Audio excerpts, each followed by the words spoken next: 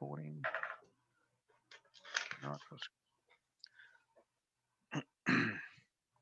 All right, I think we'll get going.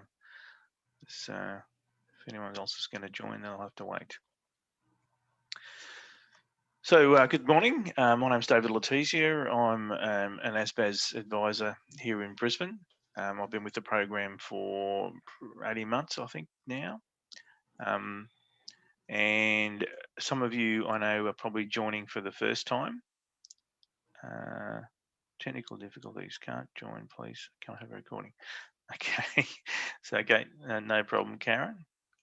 How can I apply it to her? So yes, there'll be a recording from this presentation that will be sent through ASBAS, and they will supply it to you via email. I'm pretty sure that's how it works these days. So yeah, if you have to drop out at any time, or if you miss something, or if you'd like to take notes, I'll provide them with a copy of this presentation. And obviously the recording, so you'll be able to catch up on that. So thanks for joining. Some of you are probably on your first ASBAS presentation, I think. So the way the system works is, as an advisor, I provide you some information. You can ask me questions, and then you can do a follow-up one-to-one with me or with one of the other advisors, or even attend another webinar and find out more about the whole process. They're very keen to get as many businesses as they can through the system, and it's good information. We're not selling anything. We're just trying to help you out as much as we can, and it's up to you to take it from there and to implement.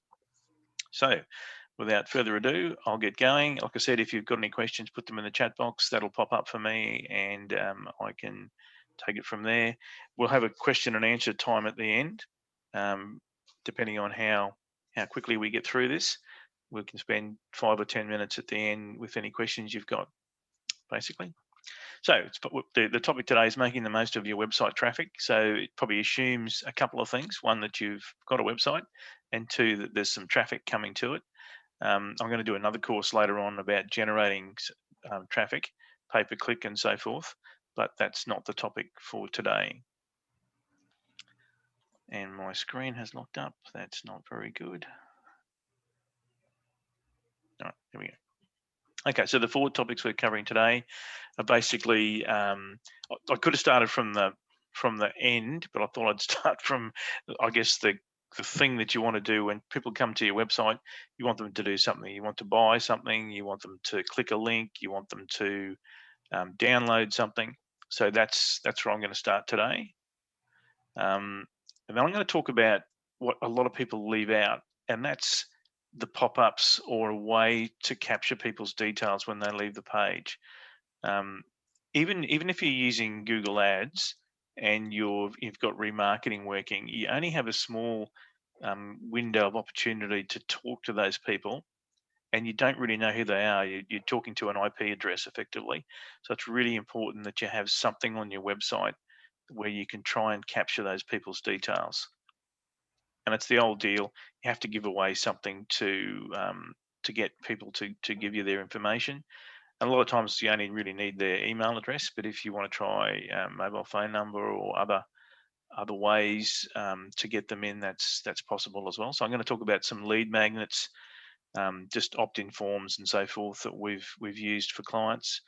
And then I'm going to talk about nurturing, because this is one place where people don't necessarily think this is important, but it's really critical. You know, some of our clients, we get so much business for them by even just simple follow-up and a little bit of nurturing, a bit of segmentation, and trying to put offers to them that are probably likely to convert, rather than doing a blanket newsletter or something that's very, very general. Having targeted responses is really good, and you can get that information. So a little bit about me. I'm an engineer by profession, so I've been in corporate land for most of my career, except for the last 6 years when I jumped out and started my own business. And I really target building marketing systems, because like anything, marketing is a process. I know a lot of people think it's flashy pictures and just getting a lot of content out there. We find that a lot of that's a bit of a waste of money.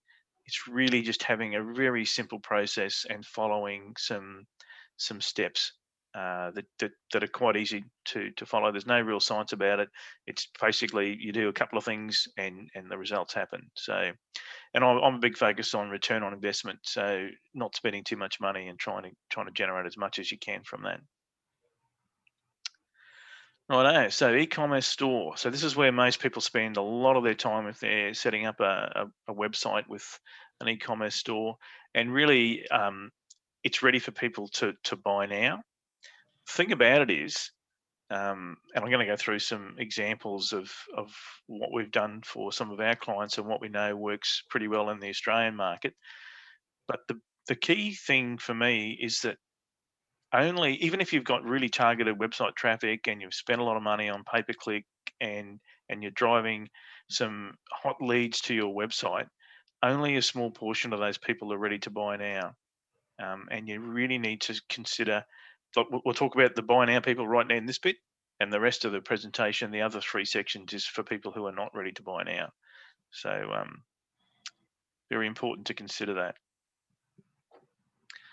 So if you have a full, if you're not ready to set up a full online store, there's also other options. So we do this for a lot of people when they're first starting. If they don't want to set up an online store, they've got a website that they want to trial some new products, for instance, or just 1 or 2 things. The best way to do that is to set up a landing page, and that's, so it's a one topic type activity, and you can really segment people into that one page. So I haven't got any examples of that in this presentation, but another way to do it is to just set up some products on Facebook, Gumtree, or eBay. So you don't set up your own shopping page. You just use someone else's shopping page to test something. And again, a lot of people don't do this. They think they have to spend thousands of dollars on setting up a shopping cart. You don't have to. You can just send them straight to a landing page or a URL on one of these other platforms and try and sell something online. So then at least you know that the product's actually going to sell. And the other thing, if you don't even want to do that, then you can set up the actual call to actions not to buy online, but it's to get them offline into your other methods. So it might be for them to call you or to click on an email button or some other call to action, send an SMS, come into the store, for instance. So there's a whole lot of ways you can actually sell from an online process into an in-person process. And again, a lot of people don't consider that, but it's actually quite successful and it's really cheap to do. So I've just got a couple of example websites. These are a couple of websites that my business actually runs online. This one's, just go back. So the Generator Place sells Honda generators. And the way the website's set up is it's a bit hard to see in this thing here, but there's a menu at the top. There's a banner that scrolls. So whatever the latest deal is on the banner, and then the standard product suite is below. There's a whole lot of other information below the line, but this is what the client sees on the page that they come into, and also on their mobile. If they get their mobile up, they'll just see these two bits. So it's basically whatever the key latest promo is in a banner, in a sliding banner, and then some of the obviously the most popular products are there, and they're all above the line, above the fold, so you can see them in one go. And it's the same for these guys here. Sell CPAP gear. So again, it's the same process. There's a scrolling banner, and then in this case, they actually know that they're not going to sell things online. They're actually not going to sell that product directly to someone who comes in, because for them, they have to actually go and do a test. There's got to be a referral from a doctor. There has to be some information collated. They have to do a sleep assessment basically before they can buy. So in this case, they're not trying to sell directly online. They're trying to get people to do an online assessment, or to access some sleep services, or to talk to one of their experts. So that call to action is a little bit different in that virtually no one buys straight away online. So you can set up different calls to action on your online shop depending on what you want them to do, and it may not be that they're going to buy a product as the first thing. So the other thing with an online store is if you have categories, really important to have them there. So if you have different subsets of equipment or things that you're selling, is to either have them across the top or down the side, so that people can actually, if they click on the wrong thing, or if they come into one section and they want to see related products, they can easily find that that other stuff in your shop. Basically, this one here, this is that CPAP people. Again, layout's pretty simple. These are the top 3 things that they sell. So you want that to end up at the top of the store category. Anything else, they can obviously find it by going to the next page. But it's really key to have everything above the line. If you've got something to sell, if you've got a couple of key products, don't have them buried, halfway down the page. You need to have them right at the top, basically.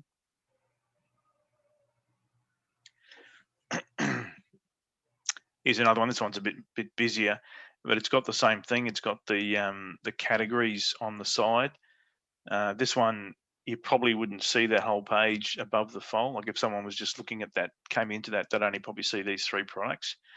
But if they do scroll down, they got another thing on the side here, which is that's a lead generation form, basically. So enter a competition, and that's really good to have on your either at the side of your page if you have a side menu, or down at the bottom, so if people come right through the page and didn't click on any of the products, it's good to have a lot of people have a newsletter sign up and they still work okay, but having a competition or something of real value on the page actually works a bit better.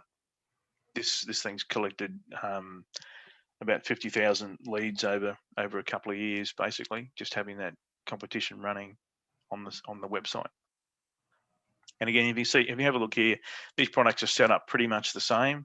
You can add them straight to cart, or you click on the actual image, find a bit more information, and we find that works really well. Again, there's a lot of research gone into how to lay out some of these pages, and this sort of standard layout seems to work pretty well. So either that type of layout or that type of layout really works very well for product type stuff. It'd probably be a little bit different if you're selling a service, but you can still lay them out the same way. Let's just have a quick look here. We've got a couple of comments. Yeah, I like the layout, official website. Okay, very good. Get rid of that. So next, on the product again, we use a similar layout for this. These are WordPress sites, by the way. So this is WooCommerce setup. Like if you had a Shopify one, you could set it up pretty much the same. And for depending on your business, a couple of these categories on the page, you can definitely change them up. But one of the things that we've found for in the shopping cart, when you get to the actual cart page, these sort of little suggested extra overs, like little add-on, little upsell, little related product, that works really, really well. And if you're selling products online, you really should have that here or in your actual checkout cart. Really simple to set up, and you can add, even though they're only $50 add-ons to the product, they can make a really big difference to your bottom line because you don't have to market them, sort of thing. So that's one product page, and I think there's one here for the ResMed product. So they are a bit similar. These guys, because it's a medical thing, they don't necessarily try and do a lot of upsell. But this one here's got a selected, you can select a mask size with your machine, basically. So that gives you a selection. And all of them go straight to the cart. Other things that we're finding really work well: Afterpay, Zip Pay, some sort of, obviously PayPal, some sort of payment arrangement. If your product's worth more than a couple of $100, you really should have that on your shopping cart, and your payment terms. We're finding that you've seen, if you watch the share market, you've seen Afterpay and ZipPay, their shares are going through the roof, and the reason is because people are just using them so much more. I think some of the stuff that we're selling for clients, about a third of the sales are using those sort of pay later type techniques. And then we come to the cart page. So this one's a bit different. If you recall, the other one had an upsell in the actual original shopping cart page. This one's actually right at the end of the shopping cart page, but it's the same sort of thing. It's just a little upsell just before the person clicks to proceed, basically. Other things that work really well, if you're using coupons, any sort of discount or loyalty sort of bonus, it's great to have them in your cart. And also express shipping. Most people, the express shipping is a bit of I don't know, it's just a bit of an extra money earner because you're probably going to ship them pretty much the same way anyway. But it's good to have that as an option because a lot of people just, they want to have it 1 or 2 days early, and obviously that's the Afterpay breakup shows there as well. I think there might be another one. Oh, this is the checkout. Obviously, if you have repeat customers, it's good to have the option to pre-populate this rather than having to, a bit like, when you go somewhere and you scan your QR code, it's good to be able to trap that in. So if someone's already got an account, they can actually pre-populate that. And the other thing I wanted to show here with the shopping cart in the checkout stuff is you really need to have more than one option. These guys I don't know why they don't use PayPal, but they really should, because PayPal is such a big option still in Australia, and direct debit transfer. So basically, this one doesn't have the PayPal, which is a bit disappointing. I think I didn't have one for the other one. No, I didn't. But yeah, you need to offer as many payment options as you can, basically, in your cart. So obviously, Stripe and credit card payment, direct debit, and this one should really have PayPal. I don't know why they don't. So, but this is where the something that people often miss out on, and that is if you have a shopping cart and people put their details in and then don't actually do the transaction, you really need to have some sort of exit pop up to try and encourage them to make that sale. So some people use an exit pop up with an extra offer. Others use a coupon that you have to put your email address in. You probably, we found that at this stage in the cart process, we don't ask people to put their details in. We just try and give them something as an encouragement, whether it's a coupon or a one-off little upsell like that is, and really good conversion rates from that. People come back to the cart and put their details in because they know they're going to get something for free. So that sort of covers the shopping cart bit. Has anyone got any questions they want to ask me about that? I'm going to talk in more detail about some other pop-ups that we use all the time now. Any questions about that? If you have any, just pop them into the chat box. So pop-ups, I showed you one before, which was the exit cart pop-up, which is that one there, that third one. We use 4 different types basically. So a lot of times we have them when someone first enters the site, so not straight away. There's a time delay. So if they've been on the home page for a couple of seconds, or on a specific page for a couple of seconds, we'll pop something up for them to try and get their details. We also use the shopping cart exit pop-up, and then we have another one where if they try and exit the site without doing something, we will pop that up. And if you use some of these new tools that are around, they'll only ever see one pop-up.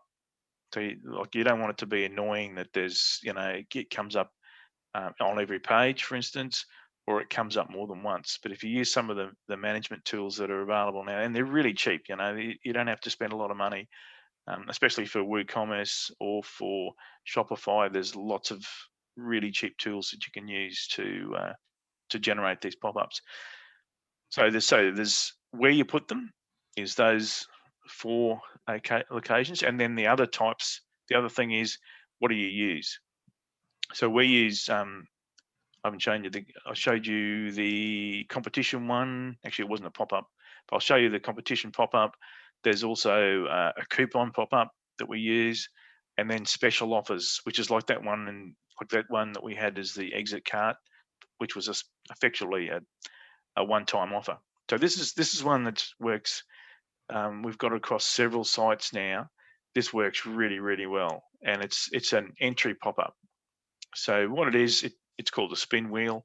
It's just like the chook raffle wheel basically, and we get really, like, thousands of people signing up with this type of activity. You can do it as a percentage off. You can do it as a free product. You can do it as shipping, for instance. And the thing about some of the tools now is you can actually set them so you, like a certain, it's a bit like a roulette wheel at the casino. It doesn't give the good prizes away straight away, or it doesn't give many of them away. You can actually set the probability behind each of those things winning, which I guess is a bit naughty, but it means you don't have to give away too many of the big prizes. You can just give away things for free. So that sort of gamification wheel on Australian websites just works gangbusters. So if you ever see one of those, they're really good to put on your website. This is a coupon type one.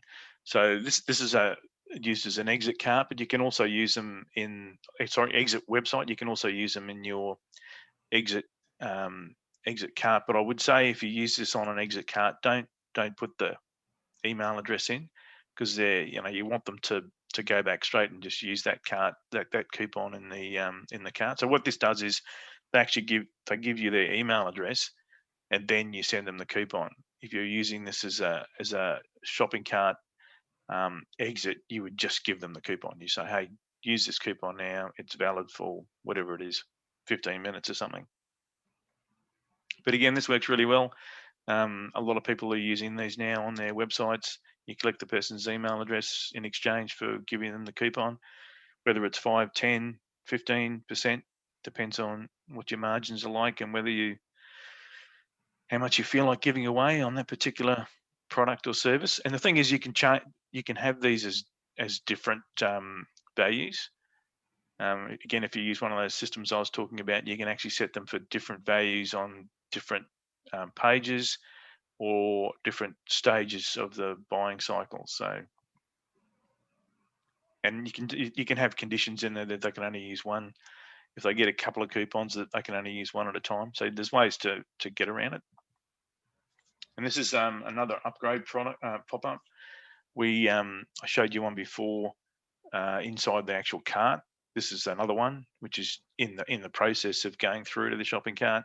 You're just adding another one-time offer to people. If you go to something like ClickFunnels or one of those online software companies, you probably get 2 or 3 of these before you get to the end of the process. So I think that's too many. You just want to try one, and they work quite well.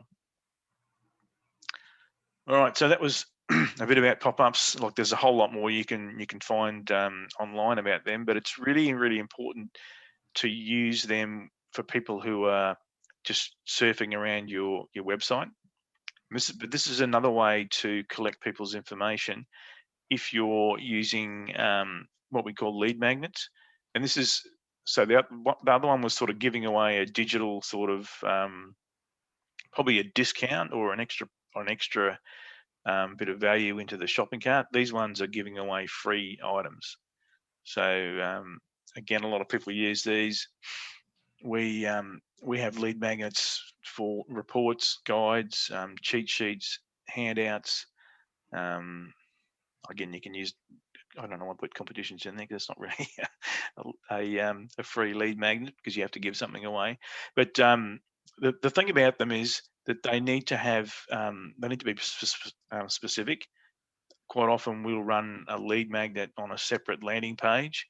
so that people come in, say from a Facebook ad, for instance, they come into a separate landing page, and the landing page is only about that lead magnet. So you don't want to confuse people by sending them to your homepage, for instance, or somewhere on the website where there's 2 or 3 things to do. If you're going to use one of these lead magnets, it's good to use them on a separate landing page so that people know exactly what's going to happen. And then you can drive traffic to that particular landing page that includes the download of the lead magnet. You get their information, and then you start the nurturing process, which eventually leads to a sale. So that's I guess that's the whole science behind it. You could, I guess, replace the landing page with your pop-up, but the pop-ups are sort of for people who are more ready to buy. Like they've taken a few steps around your page. They're really, they're really away into the buying process, where the lead magnets are more for just leads, basically people who are coming into your system. So here's a separate landing page on that Generator Place website. So we actually drive traffic from Facebook into this landing page, and it's a buying guide, basically. So it tells people how to choose the right, in this case, generator for their activity, and we try and get their first name and last name and their email address. Again, you could just go for the email address. If you're going to do long-term nurturing, it's better to have someone's first name, but you can try that. We've split tested this, and we don't ask the last name doesn't have to be filled in, but getting the first name and email address seems to work pretty well, and that's the best result we get. And here's what the buying guide sort of looks like if you got a paper copy of it. And the other one we used is a camping cookbook for this particular client. And when this data here was from the very first time we used it, which was back late last year. And you can collect leads pretty quickly with only a small amount of money on Facebook ads or on traffic, if it's very specific. You know, your Facebook ad says, "Do you want to generate a buying guide?" And this one says, "Do you like camping? Here's a camping cookbook," type thing. So you can be very, very specific about the process, and really, obviously, we're going to try and sell them a generator. That's the whole idea, but we don't sort of say that in the camping cookbook. In fact, I think they had a few camping products, cooking products that they actually had to sell people as well. So that whole process of the lead magnet and then the nurturing, it still works pretty well. We use cheat sheets and handouts for some of our sort of training clients or people who are not selling a product. Resource kits, training guides, a free first lesson in a course, for instance. They're all things that you can use. Book giveaways.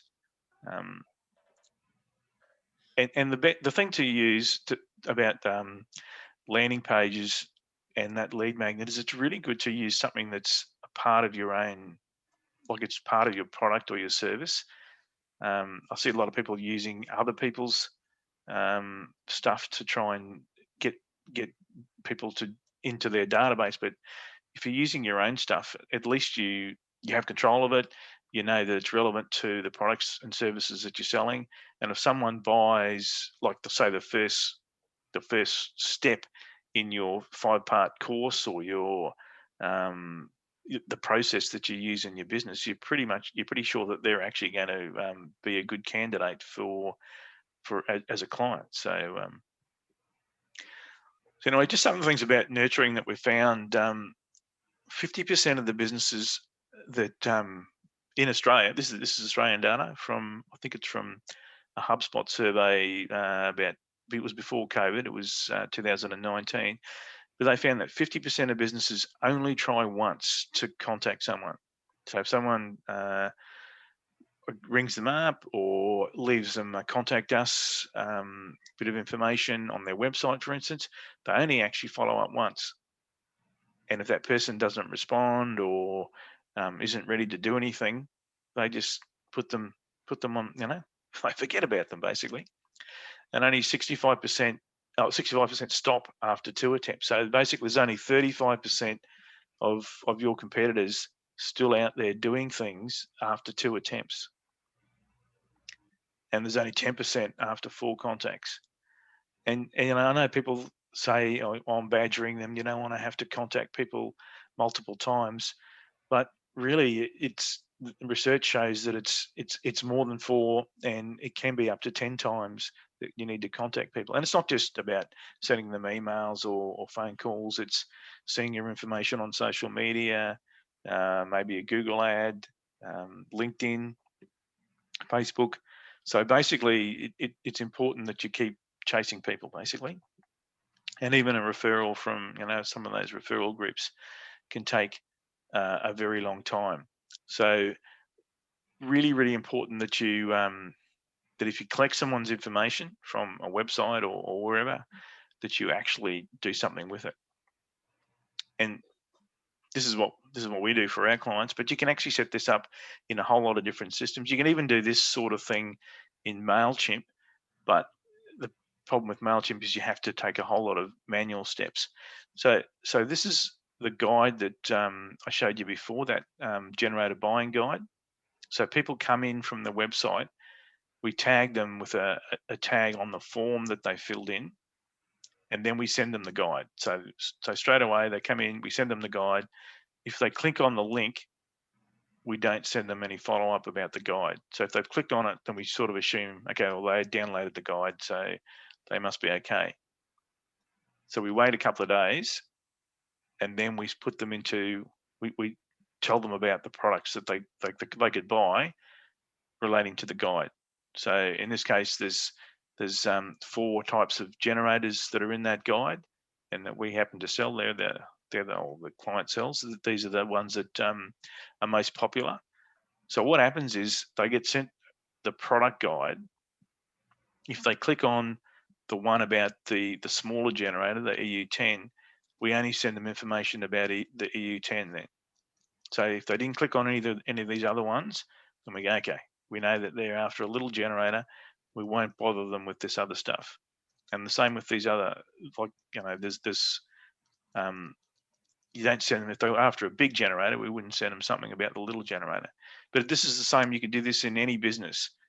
When you try and get them to take some action, you really should try and segment them. So whether that's your, your course about bookkeeping or something, and this one's about accounting, maybe this one's about MyOb or something. So you basically try and segment them. So then you only try and get them to make that, the purchase based on that particular thing that they chose. Really, really important that if you do this, you'll get a far better result than if you try and send them everything all the time. So our whole process with any new contact that comes into the business is, let's try and find out what they're interested in, and then we'll try and segment the story so that we only give them what they really want. Like I said, you can do this in MailChimp. If you've got another CRM like ActiveCampaign or any of those other systems, you can actually do this. And the way you do it in MailChimp is you actually have to tag things. So MailChimp allows you to tag. And when you tag, unfortunately, it won't do this automatically. You have to do this next step a bit semi-manually. So what you do is, then once you've sent out this information, you then have to go in and look for people who were tagged with whichever that product was, and then you need to send this as a separate broadcast or campaign inside MailChimp. So it's quite easy quite easy. It's possible to do it. It just takes a lot more time because you have to do some things manually. So if you're using, I don't know if anyone's using MailChimp, but if you're using MailChimp or what's another one, MailerLite, or one of those other systems that's not really set up for marketing automation, because that's what this is. This is actually marketing automation here, where people are clicking things or doing things, and you're actually taking them on a different path.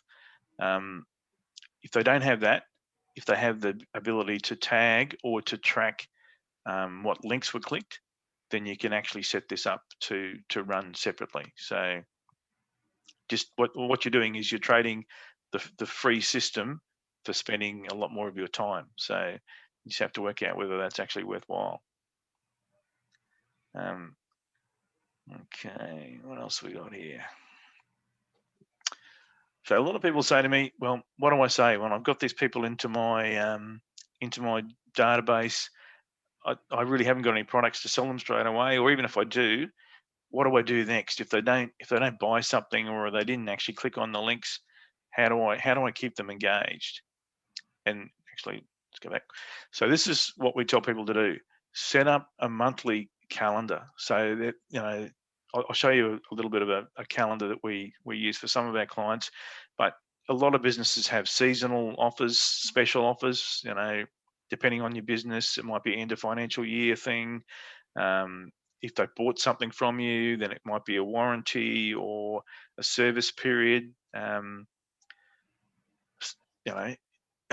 you don't have any of that, if you've got their birthday or some sort of information about them, you can send them a message about that. And if none of that applies, then what we say is tell them something about your business. Someone just joined the business, something changed, you've got a new product, you've got a new service. And if you don't have that, then you need to go to user-generated content. So this is when, say someone bought something from you and then sends you a nice little message on Facebook and say, hey, thanks for that, or they send you an email back saying, really love what you did for me, and that's fantastic. Then use that as part of your content. It doesn't have to be anything too, great and sophisticated. Even just a testimonial with a picture of the client using your product is good enough to use. You could do that once a month if you wanted to. No, I thought I changed this calendar to 2021, but anyway. So basically, like every month there's something on, and you can Google it online, and you can probably find 100 extra things that you could put in here. But these are some of the ones that we use for a lot of our clients. So where are we now? We're in March. So we're running some Easter promos for people at the moment. We didn't run any Valentine's Day ones. Actually, we did for one client, but like Easter's one, Mother's Day's one, end of financial year is definitely one, start of financial year, Father's Day, football finals, Melbourne Cup, Black Friday is a huge one now in Australia. So we've been running them for 3 years, and last year was just huge for most of our clients. So if you're not doing a Black Friday sale, you should get onto that. It's actually not Black Friday anymore. It's Black Friday week. So you can definitely run something there. And then there's all the seasonal campaigns, depending on what you're doing, whether it's end of summer, winter, school holidays, whatever it is that you think is appropriate for your business, basically. So there's heaps of topics that you can use. I'm just wondering if anyone's has got a calendar that they use in their business.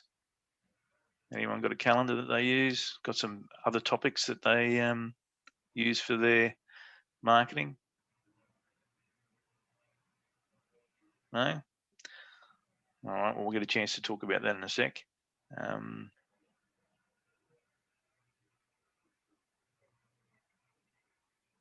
There we go. So this is one we use for Black Friday, and I do run a little presentation on how to set up your emails for maximum effect, and this one's probably got just about everything in it. So pretty much this is a Black Friday deal, so it's got information about the product and an image that you can click and a button you can click. It's got a run out timer in it. Some people don't like these, but basically you're trying to say there's only a day to go or whatever. So that seems to work pretty well if you've got a definite time limit, something like Black Friday or end of financial year or end of model run out or something. If you've got some call to action that's only a few days, having a phone number to call, having a link to click, some testimonials here, client testimonials, and then links to your social media. So basically this email has pretty much got all of the things that you could potentially put into some sort of sales process, but you don't need to use them all in the one. Quite often, we'll just use a video and a little bit of text with a button and then the link to click, and pretty much there's only one or two URLs or one or two links in that whole email. That seems to work a lot better than having this one's got probably 5 or 6 links in it, because the Facebook and the YouTube link would be different. Sometimes that'll get picked up by a spam filter. So, and if you're really worried about spam filters, or you know that your emails have been picked up previously, send them without any links. So basically, just put the link as a text. So it's not actually a clickable link. Just put it as text, and that can sometimes get through a spam filter. Where if you had the link as an embedded full URL, it might not get through. So that's a bit of a tip. What else can I tell you about this? Look, pretty much there's a whole story about copywriting. If you've done any copywriting courses, quite a few of them run the same sort of thing. So it's about define the problem, tell them about your solution, bit of social proof, which is these testimonials here, and then make sure you've got a call to action. Something for them to do if they're ready to buy. So they click here to get the deal, click here to phone us, and here's the URL if you want to type or copy and paste that into your own browser, where you just click the link there. So those sort of things are really important. So you need to have the offer, the a little bit of support, and then a call to action. If you have those things in your emails, you'll get some good results.